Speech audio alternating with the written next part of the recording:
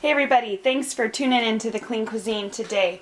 We're going to do a one-sheet meal, and it is going to include some red potatoes, about a pound of broccoli florets that we've got cleaned over here, and I'm going to use a pre-cooked sausage. It's a chicken sausage that I get at Trader Joe's. I believe they also sell them at Costco and or Sam's Club, but they're about the best you can get as far as all the stuff, nastiness that they put in all the other sausages. So here we go. I'm just going to start by lining my sheet pan with some aluminum foil, and I'm going to preheat my oven to 400 degrees, and then I'm going to chop my red potatoes just into bite-sized pieces like so. And then I'm going to throw them on my sheet pan. And actually, when you're dealing with starchy vegetables like potatoes, you want to make sure you give your aluminum foil on your sheet pan, or if you're not using aluminum foil especially, then you want to make sure you give it a spray of some type of cooking spray, or you could grease it with a little bit of oil, whether it be coconut oil, olive oil, whatever oil you'd like to use. And as far as the amount of potatoes, I like to have leftovers because we do use them for breakfast and things like that, but you would typically do about one medium to large potato per person that you're cooking for, just to give you an idea. And so I'm just going to chop these up, finish chopping them up into bite-sized pieces, and then we'll arrange them on our sheet pan, and I'll show you how we're going to proceed. Okay, so I've got my potatoes spaced out on my sheet pan. Make sure you've got a nice amount of room in between them, and remember, you are going to be putting other ingredients on here, so you it's okay if it doesn't take up the whole sheet pan, because you will be adding the broccoli and then the chicken sausage on top. So I'm just going to take an olive oil, whatever you like. You can, like I said, you can also use coconut oil, and just drizzle probably about 2 tablespoons, if that. Drizzle that on top, and then I'm going to go ahead and give it some fresh cracked pepper, a little bit of garlic powder, probably about a half teaspoon to a teaspoon's worth.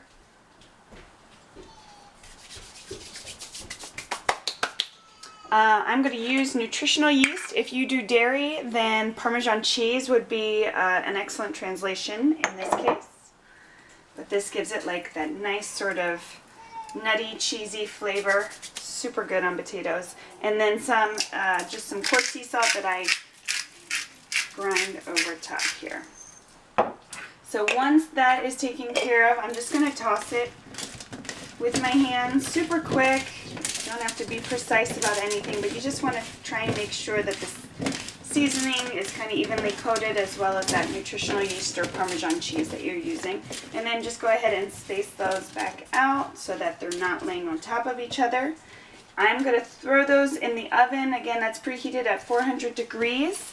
And while this is cooking for the next 15 minutes, I'll go ahead and get my broccoli and my sausage ready to go. Okay, so back to the cutting board, and I've already have my broccoli pretty much cut up. I mean, there's some bigger chunks, but I don't mind that, so I'm not going to do any extra chopping. If you're dealing with the actual large floret, this would be the time that you want to chop those down into your bite-sized pieces.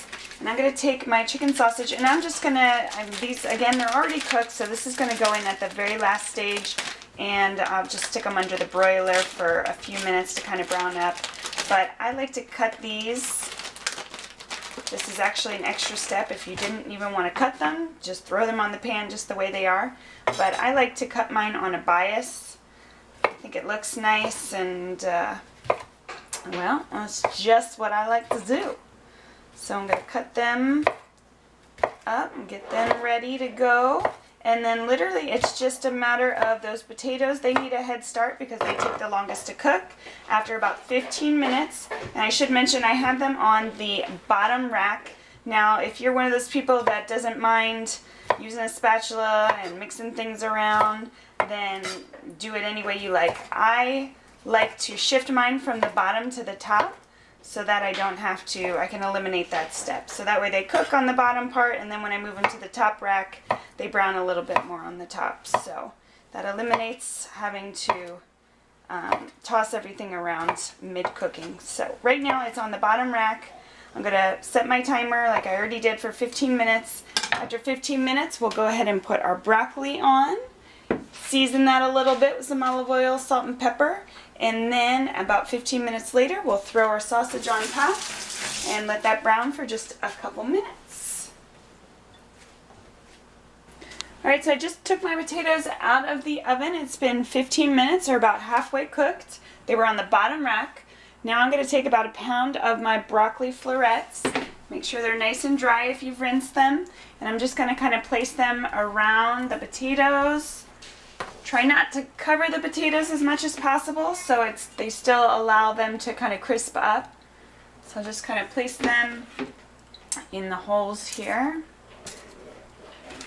And then I'm just going to drizzle a little bit, maybe another tablespoon or two of olive oil on top of this broccoli, and then just give it a little bit more salt. You want to be careful not to over salt, because remember, you've already salted your potatoes, so you could actually skip this step and just salt it at the very end if you wanted to. So I'm going to go over here, and I'm almost out of olive oil, so it may look like a lot, but there's really not much coming out here. And just going to give it just a little quick bit of salt and another little bit of pepper. Then I'm going to put this back in the oven for another 15 minutes. I'm going to move it to the top rack this time. Alright, so I just took the broccoli and the potatoes out. Again, they were in for an additional 15 minutes. I'm going to go ahead and place the sausage right on top. And then for this next step, I mean, you could do either way. You could keep it continuing to cook at 400 for about 5 to 7 minutes.